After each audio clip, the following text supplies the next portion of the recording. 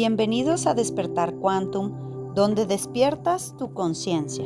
Hablamos de leyes biológicas, psicología, epigenética, bioreprogramación, biodescodificación, física cuántica, constelaciones familiares y muchas áreas terapéuticas que son las claves para crear una realidad con mayor equilibrio.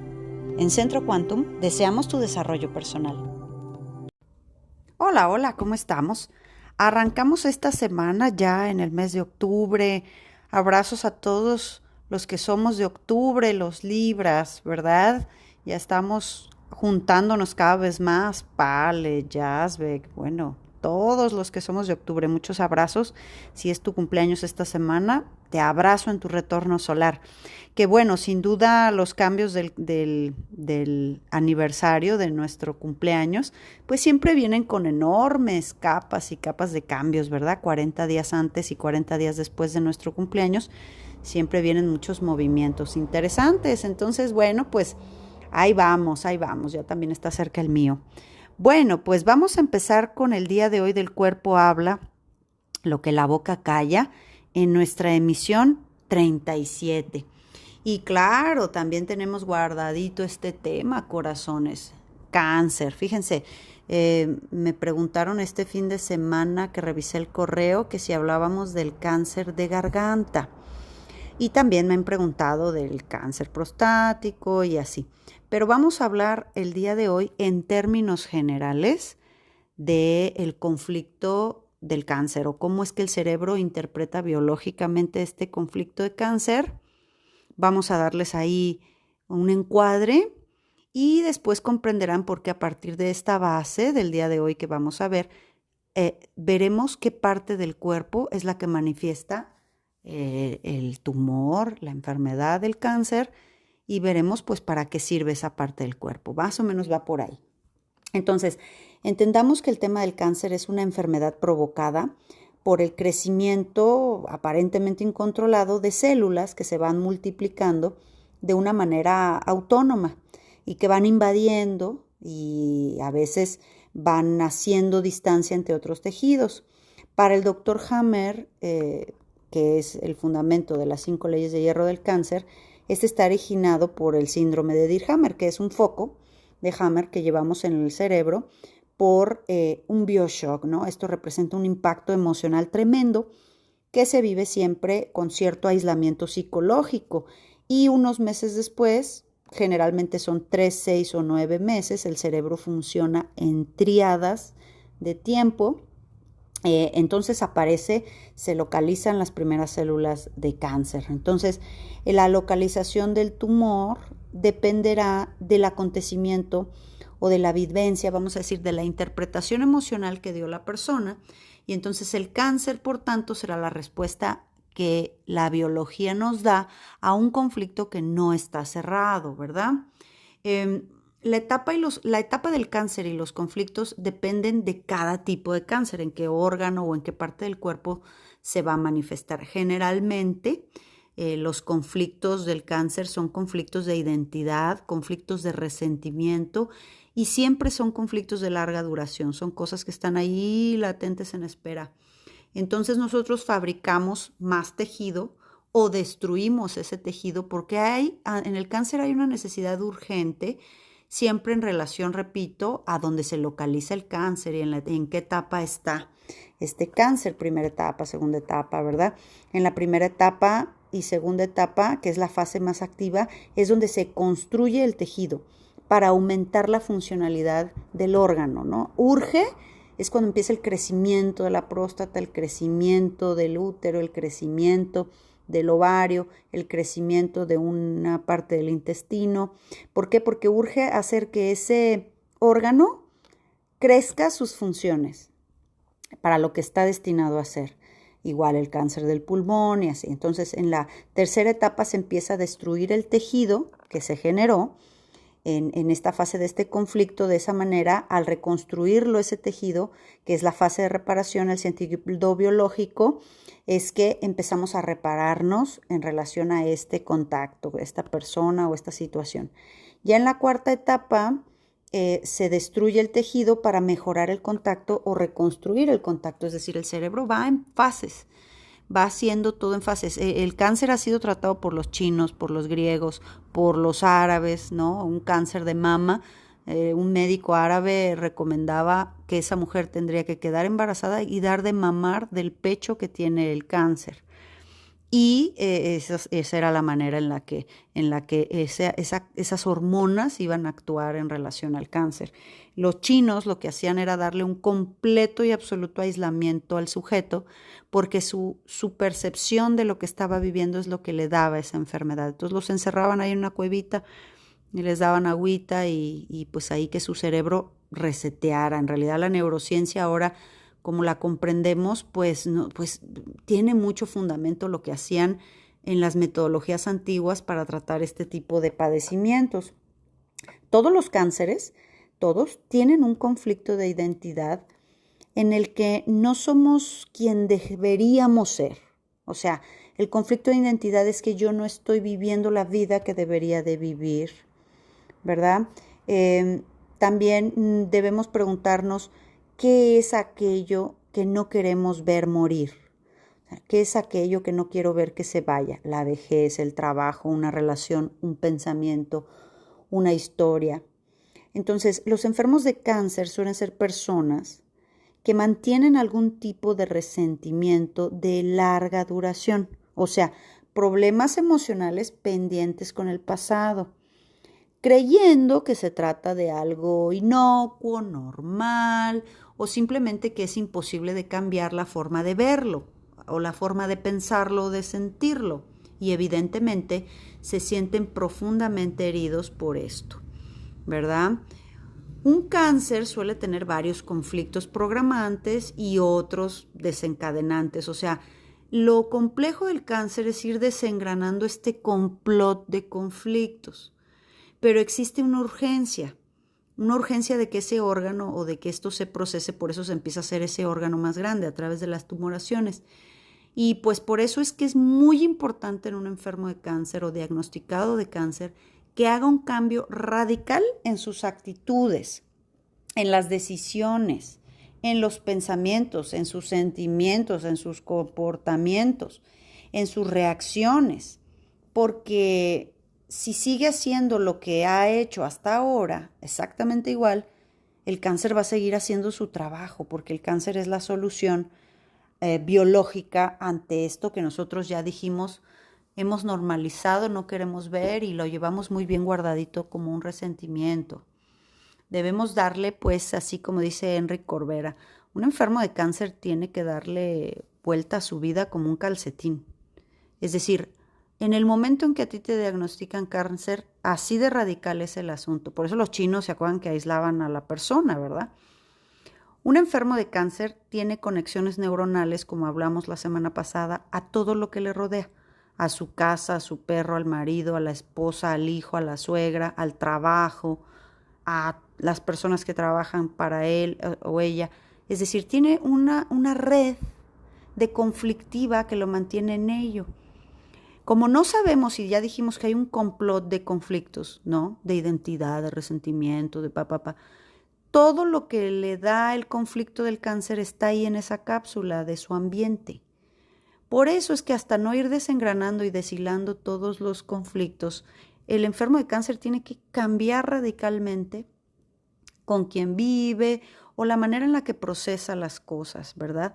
Entonces, eso es algo que es muy importante comprender. Ya el ambiente y la manera en la que lo percibes es lo que te dio el cáncer. No te vas a curar dentro del mismo lugar donde te enfermaste. Por eso es que el cáncer, que muchas, y ustedes lo han visto, creo que ya para nadie que me escucha ya en estos temas es una novedad.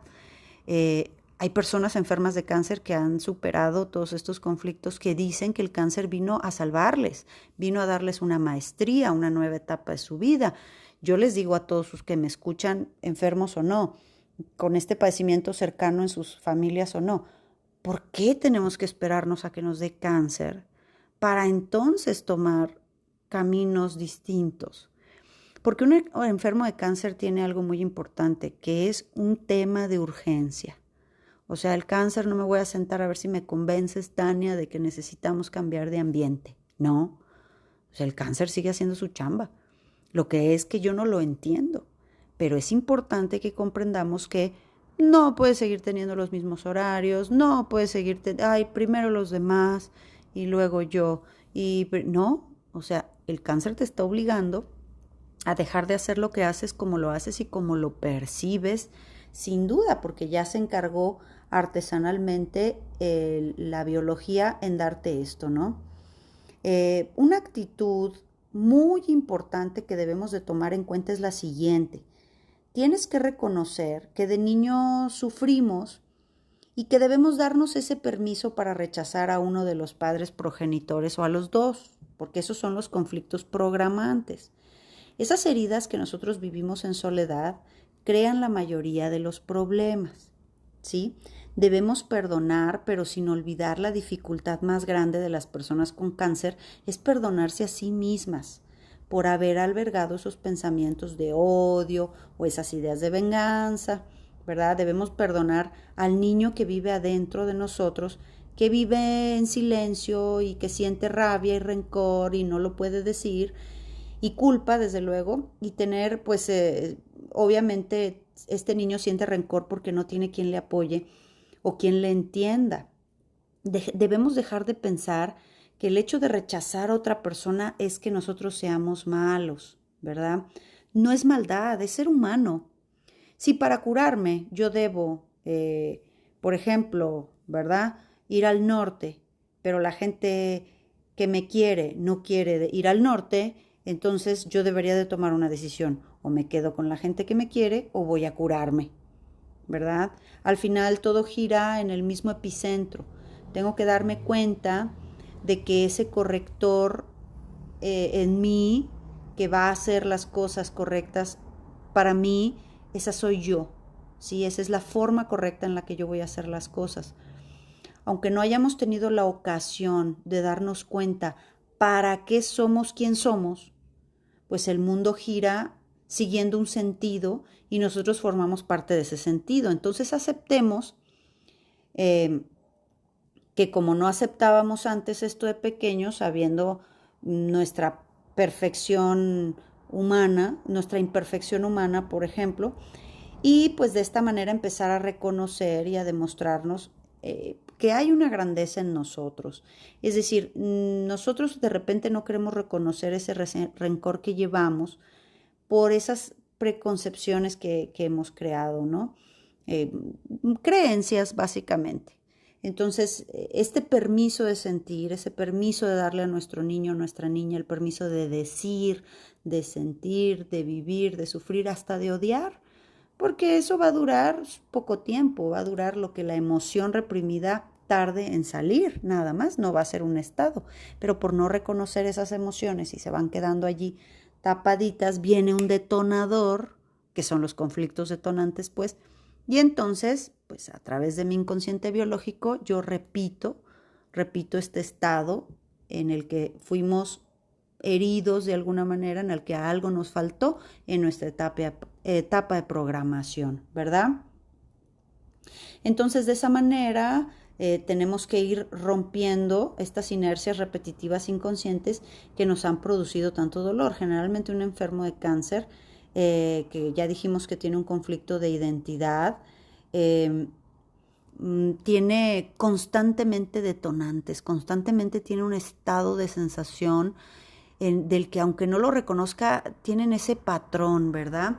El cáncer, como dijimos, es importante que reconozcamos en qué momento sufrimos y pues que tenemos que sentir esa humanidad, ¿verdad? El derecho de rechazar a alguien, el derecho de rechazar a lo mejor, repito, a alguno de nuestros padres, el hecho de sufrir heridas de soledad. Eso es lo que crea la mayoría de nuestros problemas, fíjense. Es posible que creamos que estamos en este momento siendo muy negativos, pero si tú no te liberas de ello, pues seguimos en lo mismo, ¿no? El cáncer está pidiendo una liberación de información básicamente. Y entonces, por el contrario, la necesidad más grande de nuestra alma y de nuestro corazón, que es acercarnos al amor verdadero, pues obviamente va creciéndose conforme el cáncer se va haciendo más riesgoso, ¿verdad? Y es importante que logremos desarrollar realmente este perdón a nosotros mismos, a las personas que no pudieron amarnos o querernos como nosotros quisimos, ¿verdad? Perdonar no es rechazar lo que sucedió, sino abrazar todo lo que los demás no nos pudieron dar, ¿no? La dificultad más grande de una persona con cáncer es perdonarse a sí misma por haber albergado estos pensamientos de odio o estas ideas de venganza, aun cuando fueran inconscientes. Entonces, de alguna manera hay que perdonar a ese niño, esa niña que vive adentro de nosotros, que vive callado, que vive en silencio este rencor y este odio, ¿verdad? Entonces, repite, no es maldad, es ser humano. Entonces, por no hacer daño hacia afuera, me hago daño yo, ¿verdad? Creo que las cosas son injustas afuera y me mato yo. Entonces, el enfermo de cáncer tiene que analizar todo esto. Ahora sí, en otros términos, les diría yo que un enfermo de cáncer es importantísimo que independientemente de las corrientes de tratamiento que vaya a seguir, porque pues ahora hay muchas opciones alternativas para hacerlo, y también las tradicionales médicas que conocemos, ¿verdad? Los protocolos médicos. Es importantísimo comprender que la dieta para un enfermo de cáncer es básica, no es opcional. El cáncer se alimenta de azúcar. Un enfermo de cáncer no puede comer pan, no puede comer azúcar, ¿no? Yo tuve una consulta con cáncer en los pulmones y después se fue al cerebro, ya un señor mayor. Y lo primero que le pregunté en relación a su dieta, y me dijo, no, pues mi única ilusión es comerme mi panecito. Entonces, pues ahí tenemos que tomar decisiones porque la dieta es básica, necesitan una dieta alcalina, necesitan no comer azúcares, no comer panes, porque el cáncer es cándida y se alimenta de ello. Necesitas al menos ayudarte en ese sentido, alcalinizando tu cuerpo. Por eso les decía, un enfermo de cáncer tiene que mover su vida completamente, tiene que dar un giro a una persona que no conoce, que vive adentro de ella misma y que va a salir ahora con este cáncer. No solo en la fortaleza espiritual, sino hábitos que no conocías, ahora los vas a tener que desarrollar. Y de esta manera, así explicándoles un poco cómo funciona el cáncer a nivel biológico, pues ahí ya nos vamos a el tema de los órganos, ¿no? En el caso de lo que me preguntaban con el tema del cáncer de la garganta, pues es el chakra de la comunicación, ¿no? Evidentemente nos está hablando de secretos guardados, palabras de odio que no se pueden decir, resentimientos que no se pueden expresar o algo que se dijo y que pues se arrepintió después, se vivió con mucha culpa, pero siempre en ese chakra pues está todo lo que tenga que ver con mi relación con el mundo, la comunicación hacia adentro y hacia afuera, lo que yo digo de mí misma. Es decir, es mucho que revisar cada uno de los órganos que presentan y para qué sirven, ¿va? ¿Cuál es la función de un pie? ¿Cuál es la función de un ojo? ¿Cuál es la función de un útero? ¿Cuál es la función de la próstata, verdad? Entonces, de esa manera vamos comprendiendo, hilando más cuáles son las emociones que están aquí. Y bueno, pues a fortalecer mucho la inteligencia emocional, sin duda, es un proceso por que debemos de pasar todos. Y así como dijimos, el enfermo de cáncer debe de perdonarse a sí mismo. Y para eso pues hay pasos, técnicas, métodos. Siempre hay una manera de hacer las cosas, corazones. Siempre hay una manera de estar bien. Recuerden que somos mucho más grandes que nuestros miedos, que nuestros conflictos y que nuestras enfermedades. Entonces, bueno, pues agradecida por llegar hasta aquí con esta información. Espero les sirva para algo en este proceso de vida. Y pues para los que estén listos a nuestro taller online el sábado a las 4 de la tarde, taller de autoestima, sanando la relación contigo mismo.